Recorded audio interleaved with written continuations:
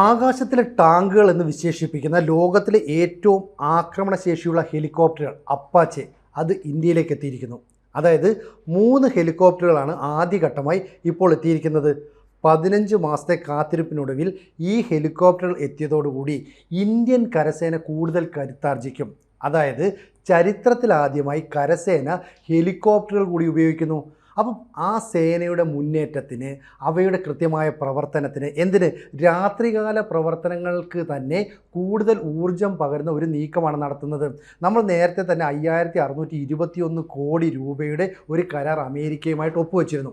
അങ്ങനെയുള്ള കരാറിൻ്റെ അടിസ്ഥാനത്തിലാണ് ഈ അപ്പാച്ചെ ഹെലികോപ്റ്ററുകൾ വാങ്ങുന്നത്. നമുക്ക് ഈ ഹെലികോപ്റ്ററിനെ കുറിച്ച് കൃത്യമായ വിശ്വാസമുണ്ട്. കാരണം അമേരിക്കയ്ക്ക് തന്നെ ഇത് ഏതാണ്ട് 40 വർഷത്തെ പാരമ്പര്യം അവകാശപ്പെടുന്ന ഹെലികോപ്റ്ററുകളാണ്.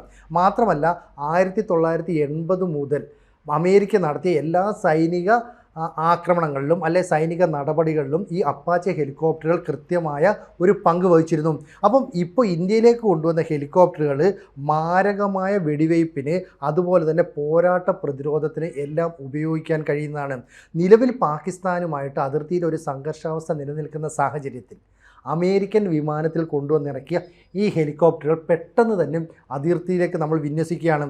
കാരണം ജോധ്പൂരിലാണ് ഈ ഹെലികോപ്റ്റർ കൊണ്ടുവന്നത്. അപ്പം US പ്രതിരോധ ഭീമനായ ബോയിങ്ങിൻ്റെ AH-64E എന്ന് പറയുന്ന അപ്പാച്ചെ ഹെലികോപ്റ്ററാണ് ഇപ്പോൾ കൊണ്ടുവന്നിരിക്കുന്നത്. അപ്പോൾ $60 കോടി ചിലവഴിച്ചുകൊണ്ട് ഇത്തരത്തിലുള്ള ഒരു ഹെലികോപ്റ്റർ വാങ്ങാനുള്ള നീക്കത്തിന് വളരെ പെട്ടെന്നാണ് നമ്മുടെ ഭരണാധികാരികൾ അനുമതി നൽകിയത്. അപ്പോൾ കരസേനയ്ക്ക് ചരിത്രത്തിലാദ്യമായിട്ട് വ്യോമ സപ്പോർട്ട് കൂടി ലഭിക്കുക എന്ന് പറഞ്ഞാൽ ഭാവിയെ മുന്നിൽ കണ്ടുള്ള പ്രവർത്തനങ്ങൾ നമ്മൾ ഊർജിതപ്പെടുത്തുന്നു. ഇതിൻ്റെ പ്രത്യേകത എന്ന് പറയുന്നത് അത്യാധുനിക നാവിഗേഷൻ സെൻസർ സംവിധാനമുണ്ട്. മാത്രമല്ല ഈ കോപ്റ്ററിൽ ആയുധങ്ങൾ വഹിക്കാൻ കഴിയും. ഒരേ സമയം ആക്രമണത്തിനും അതുപോലെ തന്നെ പ്രതിരോധത്തിനും ഉപയോഗിക്കാൻ പറ്റും. 30 mm തോക്ക് നമ്മൾ ഉപയോഗിക്കാൻ പറ്റുന്നതാണ് ഈ ഹെലികോപ്റ്ററിൽ നിന്ന്. അതുപോലെ തന്നെ റഡാർ നിയന്ത്രിത വെൽഫെയർ മിസൈൽ, ഒന്നിലേറെ ലക്ഷ്യങ്ങൾക്ക് ഒരേ സമയം ആക്രമണം നടത്താനുള്ള ശേഷി. അപ്പം ഇത്തരത്തിലുള്ള ഹെലികോപ്റ്ററുകൾ നമുക്ക് 2 സ്ക്വാഡ്രണുകളായി വ്യോമസേനയുടെ കയ്യിലുണ്ട്. പത്താൻകോട്ടിലും അതുപോലെ തന്നെ ജോർഹട്ടിലുമുണ്ട്. അതിൻ്റെ പ്രവർത്തന മികവൊക്കെ കണ്ടുകൊണ്ടാണ് നമ്മൾ കരസേനയ്ക്ക് വേണ്ടിയും ഇത്തരത്തിലുള്ള ഹെലികോപ്റ്റർ ഓർഡർ ചെയ്തത്. അപ്പം AH-64E അപ്പാച്ചെ ഹെലികോപ്റ്റർ എന്ന് പറയുന്നത് പ്രതികൂല സാഹചര്യത്തിൽ പോലും ശത്രുക്കളുടെ ലക്ഷ്യങ്ങളെ ആക്രമിച്ച് തകർക്കാൻ കഴിയുന്ന പ്രവർത്തന മികവുണ്ട്.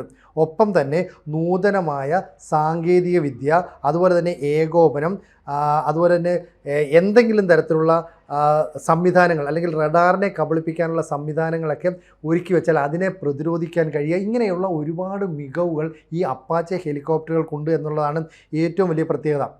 അപ്പോൾ പിന്നെ എന്തുകൊണ്ട് ഈ ഹെലികോപ്റ്റർ താമസിച്ചു? ഇതൊരു വലിയ ചോദ്യമാണ്. ഇതിന് അമേരിക്ക നൽകുന്ന ഉത്തരം പരിണമിച്ചുകൊണ്ടിരിക്കുന്ന ഭൗമ രാഷ്ട്രീയ പ്രശ്നങ്ങൾ കാരണം കുറച്ച് ഡിലേ ആയി. ഇതുകൂടാതെ ഈ വിതരണ ശൃംഖലയിൽ, ആഗോളതലത്തിലുള്ള വിതരണ ശൃംഖലയിൽ ചില കാലതാമസങ്ങളൊക്കെ ഉണ്ടായി. അതുകൊണ്ടാണ് ഈ ഹെലികോപ്റ്ററുകൾ നമുക്ക് വിതരണം ചെയ്യാൻ വൈകിയതെന്നാണ് പറയുന്നത്. എന്തായാലും 1 മിനിറ്റിൽ 600 മുതൽ 650 റൗണ്ടുകൾ വരെ വെടിവെക്കാൻ കഴിയുന്ന ഹെലികോപ്റ്ററാണ്. മാത്രമല്ല മിനിറ്റിൽ ഏതാണ്ട് 2800 അടി വരെ ഉയരത്തിൽ ഇതിന് പറന്നുയരാനായിട്ട് സാധിക്കും. 10423 കിലോഗ്രാം ഭാരമുണ്ട്. അങ്ങനെ ആക്രമണത്തിനും രഹസ്യാന്വേഷണ പ്രവർത്തനങ്ങൾക്കും ഒരുപോലെ ഉപയോഗിക്കാൻ കഴിയുന്ന അപ്പാച്ചെ ഹെലികോപ്റ്ററുകൾ അക്ഷരാർത്ഥത്തിൽ ഇന്ത്യൻ സൈന്യത്തിന് വലിയ കരുത്തു പകരും. ഇപ്പോൾ നോട്ടാം പ്രഖ്യാപിച്ചുകൊണ്ട് പാകിസ്ഥാൻ്റെ യുദ്ധവിമാനങ്ങൾ ഇന്ത്യക്ക് അതിർത്തിയിലേക്ക് ചില പരിശീലന പറക്കലൊക്കെ നടത്തുന്നുണ്ട്. നമ്മളും തിരിച്ച് ഇത്തരത്തിൽ 3 ദിവസത്തേക്കാണ് നോട്ടാം പ്രഖ്യാപിച്ചുകൊണ്ട് പരിശീലന പറക്കൽ പ്രഖ്യാപിച്ചത്. അതിൽ നമ്മുടെ മിറാഷ് 2000 ഉണ്ട്, സുഖോയ് വിമാനമുണ്ട്. അങ്ങനെയുള്ള യുദ്ധവിമാനങ്ങളൊക്കെ കൂടാതെ തന്നെ കരസേന അവിടെ തന്നെ നിലയുറപ്പിച്ചു. കാരണം ഓപ്പറേഷൻ സിന്ദൂർ അവസാനിപ്പിച്ചെങ്കിലും നമ്മുടെ സേനാ വിന്യാസങ്ങളെ നമ്മൾ പിൻവലിച്ചിരുന്നില്ല. അപ്പം അതിർത്തി മേഖലയിൽ ഈ സേനയെല്ലാം നിലയുറപ്പിച്ചെന്ന് മാത്രമല്ല, അവർക്ക് പിന്തുണയേകാനായിട്ട് ഈ അപ്പാച്ചെ ഹെലികോപ്റ്റർ അങ്ങോട്ടേക്ക് പുറപ്പെട്ടു കഴിഞ്ഞു. അതായത് ആദ്യ ദിവസം തന്നെ യുദ്ധസമാനമായ ഒരു സാഹചര്യത്തിലേക്കാണ് ഈ അപ്പാച്ചെ ഹെലികോപ്റ്ററുകൾ നീങ്ങിയത്. ഇതിൻ്റെ ഏറ്റവും വലിയ സവിശേഷത എന്ന് പറയുന്നത് ഈ റോട്ടറിന് മുകളിൽ ഘടിപ്പിച്ചിരിക്കുന്ന AN/APG 78 ലോങ് ബോ റഡാറാണ്. അതായത് യുദ്ധക്കളത്തിൽ ശത്രു രാജ്യങ്ങൾ ഭയപ്പെടുന്നത് യഥാർത്ഥത്തിൽ ഈ അപ്പാച്ചെ ഹെലികോപ്റ്ററിനെ വേറിട്ട് നിർത്തുന്നതൊക്കെ തന്നെ റോട്ടോറിലെ ഈ റഡാറിൻ്റെ സാന്നിധ്യമാണ്. അപ്പം ജോധ്പൂരിലെ ഒരു സ്ക്വാഡ്രൺ സ്ഥാപിച്ചതിന് ശേഷം 15 മാസങ്ങൾക്ക് ശേഷമാണ് നമുക്ക് ഈ ഹെലികോപ്റ്റർ കിട്ടുന്നത്.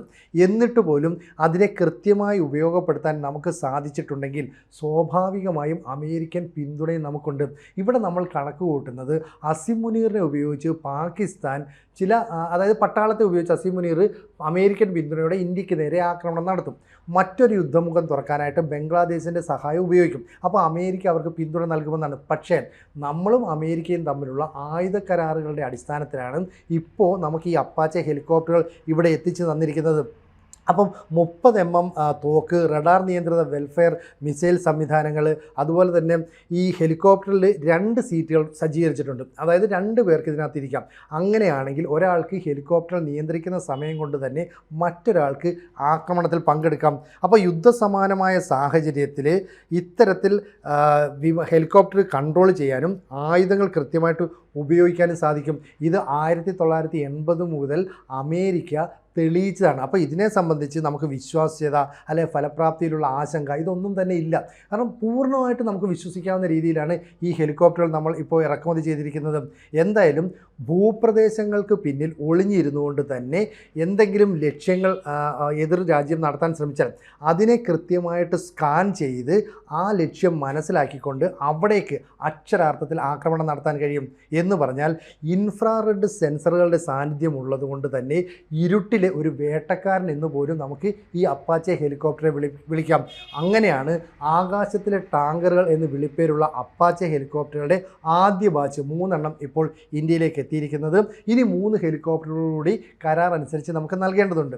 നിലവിൽ അമേരിക്ക നൽകുന്ന അമേരിക്കയിലെ ഡിഫൻസ് നൽകുന്ന സൂചനകൾ അനുസരിച്ച് 2025 അവസാനത്തോടുകൂടി ഈ ഹെലികോപ്റ്ററുകൾ കൂടി നമുക്കെത്തും. അങ്ങനെ 6 ഹെലികോപ്റ്ററുകൾ കൊണ്ട് സജ്ജമായ ഒരു കരസേനയായിട്ട് ഇന്ത്യൻ കരസേന മാറും. ഇത് കൂടാതെ 22 ഹെലികോപ്റ്ററുള്ള മറ്റ് സ്ക്വാഡ്രൺ ഇന്ത്യക്ക് എയർഫോഴ്സിനുണ്ട്. ഇത് കൂടാതെയാണ് നമ്മൾ. അപ്പം ഇന്ത്യൻ എയർഫോഴ്സ്, കരസേന, നേവിയൊക്കെ തന്നെ സുസജ്ജമായി മാറുന്നു എന്ന് പറഞ്ഞാൽ കുറച്ച് ഗൗരവമായി കാര്യത്തെ കാണണം. കാരണം ഏതാനും ദിവസം മുമ്പ് പൃഥ്വിയും അഗ്നിയും ഒക്കെ ഉൾപ്പെടെയുള്ള മിസൈൽ നമ്മൾ പരീക്ഷിക്കുന്നു. ഒപ്പം ആകാശിൻ്റെ പ്രതിരോധ സംവിധാനം പരീക്ഷിക്കുന്നു. ഒപ്പം ഈ പറയുന്ന 3 അപ്പാച്ചെ ഹെലികോപ്റ്റർ ഇന്ന് ലോകത്തിലുള്ളതിൽ വെച്ച് ഏറ്റവും മാരകമായ ആക്രമണശേഷിയുള്ള ഹെലികോപ്റ്ററാണ് ഈ അപ്പാച്ചെ എന്ന് പറയുന്നത്. അതുകൊണ്ട് തന്നെയാണ് പടിഞ്ഞാറൻ അതിർത്തിയിൽ കരസേനയ്ക്ക് വലിയ പിന്തുണ, ഊർജ്ജമൊക്കെ പകർന്നു നൽകാൻ ഈ ഹെലികോപ്റ്ററിന് സാധിക്കും. ഏതെങ്കിലും തരത്തിലൊരു പ്രകോപനമുണ്ടായാൽ അത് പാകിസ്ഥാനെതിരെയുള്ള യുദ്ധപ്രഖ്യാപനമാണെന്ന് നമ്മൾ പ്രഖ്യാപിച്ചിട്ടുണ്ട്. നിലവിൽ അതിർത്തിയിലെ അവസ്ഥ അത്ര സുഖകരമല്ല. ഗുജറാത്ത്, രാജസ്ഥാൻ അതിർത്തികളിൽ ഉൾപ്പെടെ നമ്മളുടെ പട്രോളിംഗ് ശക്തമാക്കിയിട്ടുണ്ട്. മാത്രമല്ല കശ്മീരിലേക്ക് ചില ഭീകരവാദികൾ നുഴഞ്ഞു കയറാൻ ശ്രമിക്കുന്നു എന്നതിൻ്റെ സൂചനകൾ പുറത്തു വരുന്നു. മസൂദ് അസർ എന്ന് പറയുന്ന ഭീകരവാദി ഇപ്പോൾ POK കേന്ദ്രീകരിച്ച് പ്രവർത്തിക്കുന്നതിൻ്റെ വിവരങ്ങളും പുറത്തു വരുന്നു. അങ്ങനെയാണെങ്കിൽ അതിനെയൊക്കെ പ്രതിരോധിക്കാൻ മുന്നിൽ നിൽക്കുന്നത് ആകാശത്തിലെ ടാങ്കുകൾ അല്ലെങ്കിൽ ഇരുട്ടിലെ വേട്ടക്കാരൻ എന്നൊക്കെ വിശേഷണമുള്ള ഈ അപ്പാച്ചെ ഹെലികോപ്റ്റർ ആയിരിക്കും. ഇത് നമ്മുടെ കരസേനയ്ക്ക് വലിയ മുതൽക്കൂട്ടാണെന്ന കാര്യത്തിൽ യാതൊരു സംശയവുമില്ല. കൂടുതൽ വാർത്തകളും വിശേഷങ്ങളും നിങ്ങളിലേക്ക് എത്താൻ ABC മലയാളം സബ്സ്ക്രൈബ് ചെയ്യുക, ബെൽ ബട്ടണും അമർത്തുക.